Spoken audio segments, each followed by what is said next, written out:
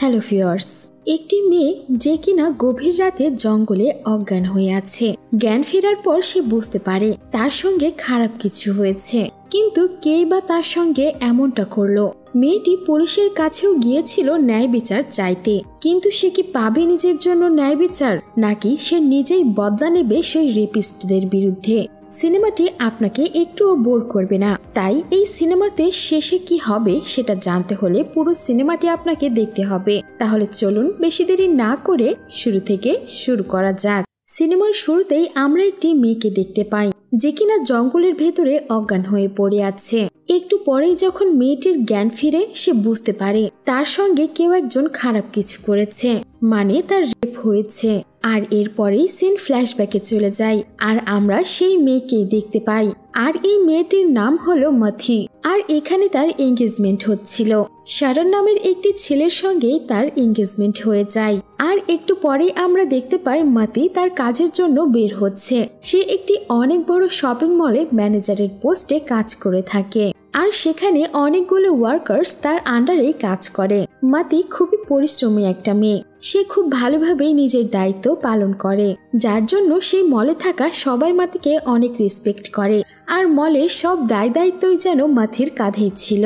মাতি এখানে সিসিটিভিতে একটি মেয়েকে দেখতে পায়, যার উপর তার একটু সন্দেহ হয়। আনিতা নামের এই মেয়েটি লুকিয়ে লুকিয়ে কার সঙ্গে যেন কথা বলছিল। মাতি তখন আনিতাকে এসে জিজ্ঞেস করে, কি হয়েছে তোমার? আনিতা তখন বলে সে প্রভু নামের একটি ছেলেকে অনেক ভালোবাসতো, কিন্তু প্রভুর এমন কিছু বদ অভ্যাস ছিল যার কারণে আনিতা এখন তার কাছ থেকে দূরেই থাকে। কিন্তু এরই মধ্যে আমার বাবা মাও আমার বিয়ে ঠিক করে দিয়েছে, আর অন্যদিকে সে আমার পিছুই ছাড়ছে না, আমাকে হুমকি দিয়ে যাচ্ছে। এইসব বলে আনিতা বেশ কাঁদতে থাকে। আর ঠিক তখনই সেখানে আনিতার সেই বয়ফ্রেন্ড প্রভু চলে আসে। সে এখানে মদ খেয়ে মাতাল হয়ে আনিতাকে শপিং মলের বাইরে আসতে বলে। ছেলেটির এমন খারাপ ব্যবহার দেখে মাতি এখানে ওয়াচম্যানকে দিয়ে প্রভুকে মলের বাইরে বের করিয়ে দেয়। এরপরে আমরা দেখতে পাই ডিউটি শেষ হয়ে যাবার পর মাতি বাড়িতেই যাচ্ছিল।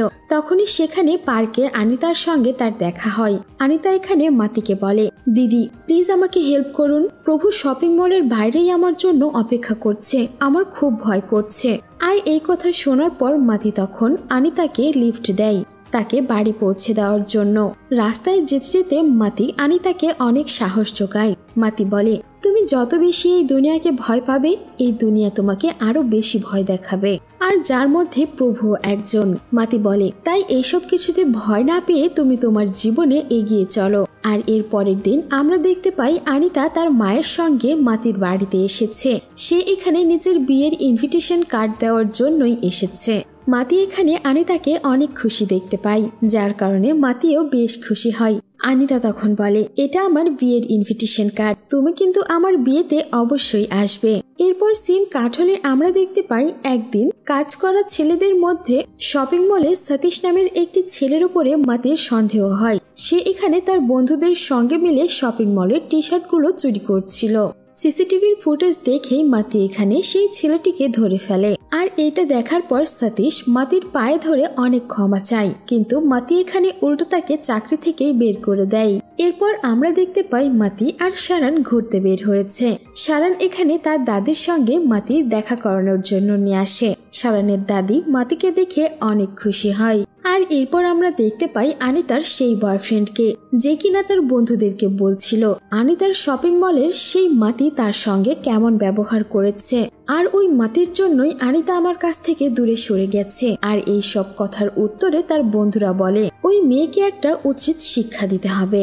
আর এরপরে সিন কাট হয়ে আমাদের সেই দিন দেখানো হয় যেই দিন আনিতার বিয়ে হচ্ছিল। ছোট্ট একটি গ্রামে আয়োজন করে তার বিয়ে হচ্ছিল। সেখানে মাতি এসেছে। এখানে আমরা সতীশ নামের সেই ছেলেটিকেও দেখতে পাই, যার চাকরি কিনা মাতি নট করে দিয়েছিল।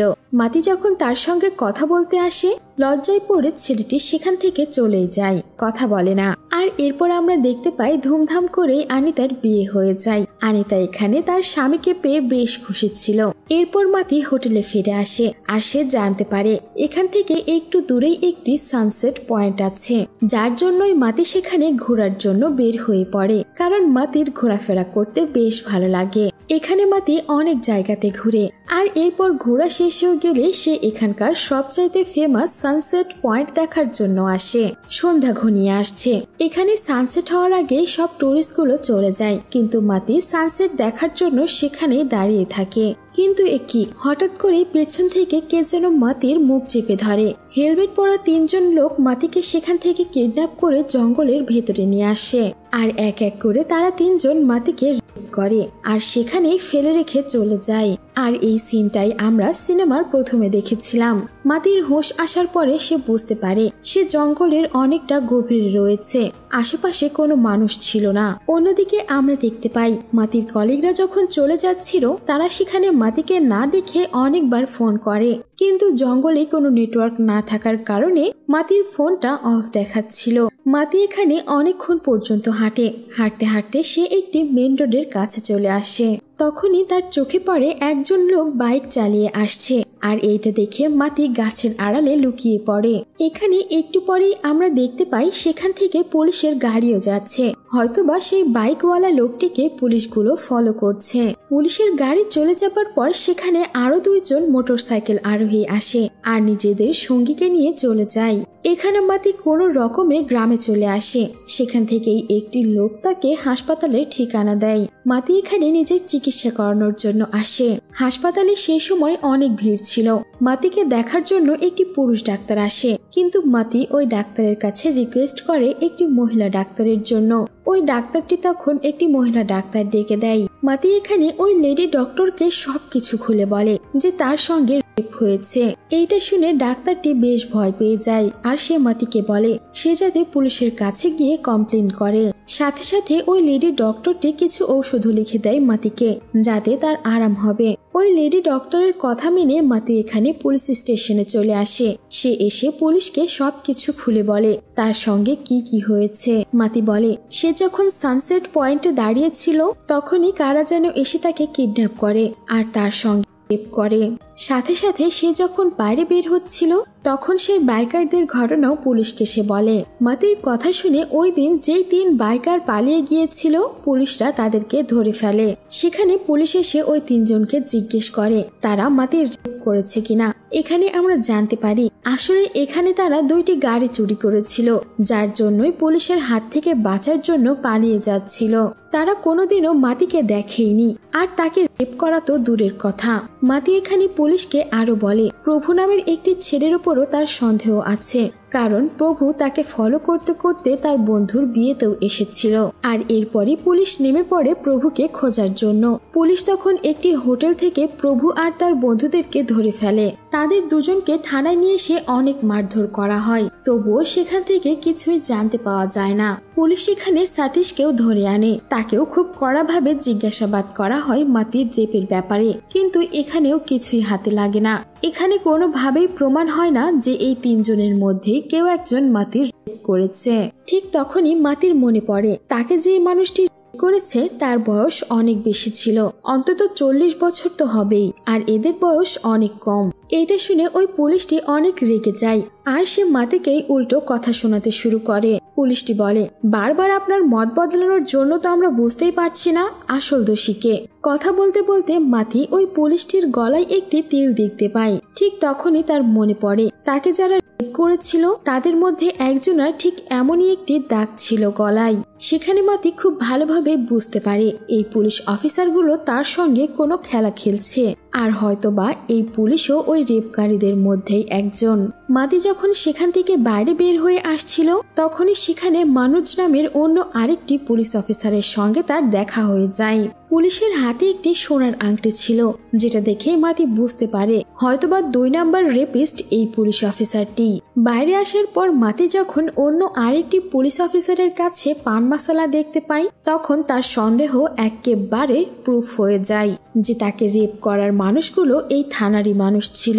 এখানে বেচারা মাতির কথা শোনার মতো কোনো পুলিশ অফিসারই ছিল না, তাই তাই মাতি এখানে একটি লেডি পুলিশ অফিসারের কাছে বড় কোনো পুলিশ অফিসারের সঙ্গে দেখা করার জন্য রিকোয়েস্ট করে। তখন ওই কনস্টেবলটি বলে, কালকে আমাদের বড় ম্যাডাম আসবে, আপনি কালকে এসে তার সঙ্গে দেখা করতে পারেন।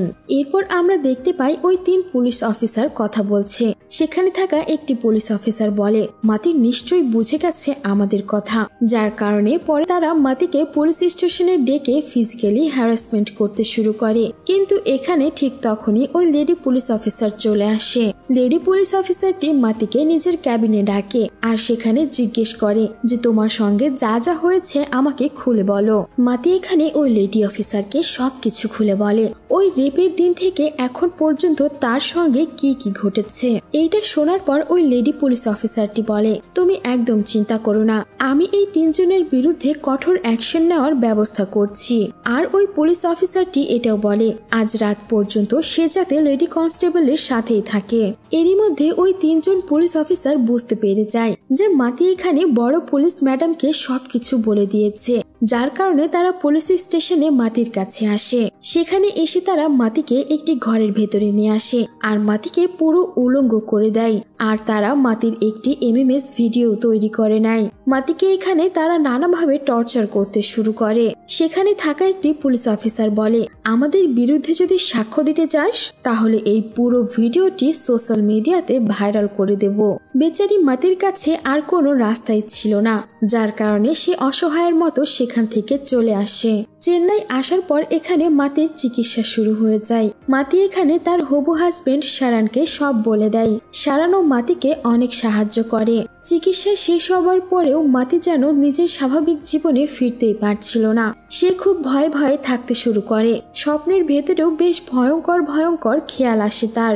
ধীরে ধীরে যেন তার মানসিক সমস্যা দেখা দিতে শুরু করে। তখনই আমাদের একটি ফ্ল্যাশব্যাক দেখানো হয়, যেখানে আমরা ছোট্ট মাতিকে দেখতে পাই। ছোট থেকেই মাতি নিজের ইজ্জতের ব্যাপারে খুব রক্ষণশীল ছিল।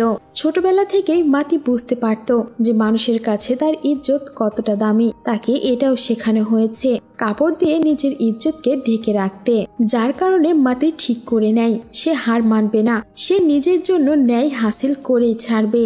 যার কারণে পরের দিন সে শারানকে সাথে নিয়ে একটি বড় উকিলের কাছে আসে আর ওই 3 জন পুলিশ অফিসারের বিরুদ্ধে কেস করে। আর এই কেসটিকে সিরিয়াসলি নিয়ে ওই উকিলটি সোজা গিয়ে ডিআইজির সঙ্গেই কথা বলে। ডিআইজি তখন ওই লেডি পুলিশ অফিসারকে ফোন করে আর মাতির এই কেসের ব্যাপারেও জিজ্ঞাসাবাদ করে, যার কারণে ওই লেডি পুলিশ অফিসারটি কয়েকটি কনস্টেবলকে ডেকে এই কেসের আরো ইনভেস্টিগেশন করায়। সিন কাট হলে আমরা ওই 3 জন পুলিশকে দেখতে পাই, যারা জানতে পেরেছিল যে মাতি তাদের বিরুদ্ধে কেস করে দিয়েছে আর খুব জলদি তাদেরকে গ্রেফতার করা হবে। সেখানে থাকা একটি পুলিশ অফিসার শারানকে ফোন করে আর হুমকি দেয়, যদি তোরা এই কেসটি তুলে না নিস তাহলে সেই এমএমএসটি ভাইরাল করে দেব। কিন্তু শারান এখানে একদমই ভয় পায় না। সে বলে, তোরা আর বাঁচতে পারবি না, তোরা খুব শীঘ্রই নিজের কর্মের শাস্তি পাবি। যার কারণে কোনো উপায় না পেয়ে ওই 3 জন পুলিশ সব প্রমাণগুলোকে মেটানোর জন্য জঙ্গলের সেই জায়গায় যায় যেখানে তারা মাতিকে রেপ করেছিল। তারা 3 জন যখন প্রমাণগুলো মেটাচ্ছিল ঠিক তখনই সেখানে লেডি পুলিশ অফিসারটি পুলিশগুলোকে নিয়ে চলে আসে আর তারা এই 3 জনকে হাতে নাতে ধরে ফেলে। আর এই খবরটি হু হু করে পুরো দেশে ছড়ে যায় আর তাদের 3 জনের বেশ বদনামি হয়। জনসাধারণ প্রশ্ন তুলতে থাকে, কিন্তু এখানে ধরা পড়ার পরেও তারা মাতির ওই এমএমএসটি ভাইরাল করে দেয়। এরপর আমরা দেখতে পাই একের পর এক মানুষ মাতিকে ফোন করে আর এই এমএমএস এর ব্যাপারে জিজ্ঞেস করতে থাকে, কি করে তার সঙ্গে এইসব হলো, কেনই বা হলো। বেচারি মাতি এখানে কিছুই বলতে পারে না, চুপচাপ শুধু সহ্য করে যায়। যার কারণে মাতি একদিন নিজেই তার সেই এমএমএস ভিডিওটি প্লে করে দেখে। কিন্তু এটা দেখার পর সে বেশ অবাক হয়, কারণ সেখানে থাকা তার কণ্ঠটি একেবারে চেঞ্জ হয়ে গিয়েছে আর সেই ভিডিওটি এমন ভাবে বানানো হয়েছিল সেটা দেখে যেন মনে হয় মাতি নিজেই এই ভিডিওটি বানিয়েছে। ওই 3 জন পুলিশ অফিসার একটি উকিলকে ধরে বাঁচার জন্য, কিন্তু এখানে পুলিশ অফিসার গুলোর বাঁচার কোনোই রাস্তা নেই। উকিলটিও মানা করে দেয়। উকিলটি বলে, সব প্রমাণ তোমাদের বিরুদ্ধে রয়েছে, তোমরা বাঁচতে পারবে না। এখানে সবচাইতে ভালো কি হবে জানো, ওই মেয়েটির বাড়িতে গিয়ে তার পা ধরে মাফ চাও। কিন্তু উকিলটির এই কথা ওই পুলিশ অফিসাররা একদমই মেনে নেয় না। তাই তারা 3 জন মিলে ঠিক করে তারা মাতিকে মেরে ফেলবে। তারা মাতিকে মারার জন্য একটি গুন্ডা ভাড়া করে, কিন্তু এখানে আমরা দেখতে পাই ওই গুন্ডাটির রাস্তায় অ্যাক্সিডেন্ট হয়ে যায়, যার কারণে পুলিশগুলোর প্ল্যান পুরাই ফ্লপ। সিন কাট হলে আমরা দেখতে পাই এসপি তার একটি পরিচিত আঙ্কেলের কাছে এই কেস বিষয়ে কথা বলতে এসেছে, কিন্তু তার আঙ্কেলটি বলে, দেখো বাবা, এটাতে আর কিছুই করার নেই। যদি নিজের ভালো চাও তাহলে ওই মেয়ের কাছে গিয়ে মাফ চাও আর তাকে রিকোয়েস্ট করো যাতে এই কেসটি সে তুলে নেয়। এরপর আমরা দেখতে পাই একদিন একটা রিটায়ার্ড ডিআইজি শারানকে নিজের বাড়িতে ডেকেছে, যেখানে ওই লোকটি শারানকে বলে, দেখো শারান, এইসব করে তো কিছুই হবে না। ওই পুলিশ অফিসার গুলো নিজের কর্মের শাস্তি পেয়ে গেছে, তাদের অনেক বদনামি হয়েছে, তোমরা বরঞ্চ এখন এই কেসটা তুলে নাও। আর তাদের চাকরিও তো চলে গেছে। কিন্তু শারান সেখানে কেস তুলবে না বলে সোজা বাইরে চলে আসে। আর একদিন আমরা দেখতে পাই ওই 3 জন পুলিশ অফিসার শারানের বাড়িতে আসে। সেখানে এসে তারা শারানকে রিকোয়েস্ট করে কেসটি তুলে নেওয়ার জন্য, কিন্তু শারান এখানে এসে তাদের 3 জনকেই এক এক করে থাপ্পড় মারে আর বলে সে যদি মারাও যায় তাহলেও এই কেসটি তুলবে না, তাদের শাস্তি সে নিজের চোখেই দেখবে। আর এখানে আমরা বুঝতে পারি মাতি কিছুতেই এই কেসটি তুলবে না। ফাইনালি আমরা দেখতে পাই মাতি খুব সাহস জুগিয়ে কোর্টে আসে। মাতি সেখানে জজের সামনে তার সঙ্গে হওয়া সমস্ত ঘটনা খুলে বলে আর কিভাবে এই পুলিশগুলো তার ইজ্জতের সঙ্গে এমন ভাবে খেলেছে। জজ এখানে মাতির কথাগুলো শুনে বেশ অবাক হয়। জজ বলে, একটি মেয়ে নিজের মান সম্মানের জন্য এতটা সাহস কিভাবে দেখাতে পারে? কারণ নর্মালি কোনো মেয়ের সঙ্গে এমন ঘটনা ঘটলে সে কোর্টে আসে তো দূরের কথা, নিজের বাড়ির কাউকে বলতেও চায় না, আবার কোনো কেসও করতে চায় না। মাতি তখন খুব সুন্দর করে বলে, অনেক মেয়ে মনে করে তাদের মান সম্মানই হয়তো তাদের সবচাইতে বড় দুর্বলতা, কিন্তু তারা ভুলে যায় তাদের সম্মানটাই তাদের সবচাইতে বড় শক্তি। তাই আমার মনে হয় কোনো মেয়ের সঙ্গে যদি এমন অন্যায় অত্যাচার করা হয়, সেই মেয়ে যদি বুক ভরা আত্মবিশ্বাস নিয়ে ওই লোকের সামনে লড়াই করার জন্য দাঁড়ায়, তাহলে দুনিয়ার কোনো শক্তি তাকে হারাতে পারবে না, আর সে ন্যায় অবশ্যই পাবে। আর কোনো মেয়ের সঙ্গে এমন ঘটনা হওয়ার পর সমাজের মানুষ যদি তাকে কথা শোনানোর জায়গায় তাকে সাহায্য করে, তাহলে সমাজের কোনো মেয়ের সঙ্গেই এমন ঘটনা আর ঘটবে না। আর এমনই একটি সিনের সাথে সাথে সিনেমাটি এখানেই শেষ হয়ে যায়। সো ভিউয়ার্স, আমাদের এই এক্সপ্লেনেশনটি কেমন লেগেছে তা অবশ্যই জানিয়ে দিতে ভুলবেন না। আর আপনি যদি আমাদের চ্যানেলটিতে নতুন হয়ে থাকেন তাহলে অবশ্যই আমাদের চ্যানেলটিকে সাবস্ক্রাইব করে ফেলুন। ধন্যবাদ।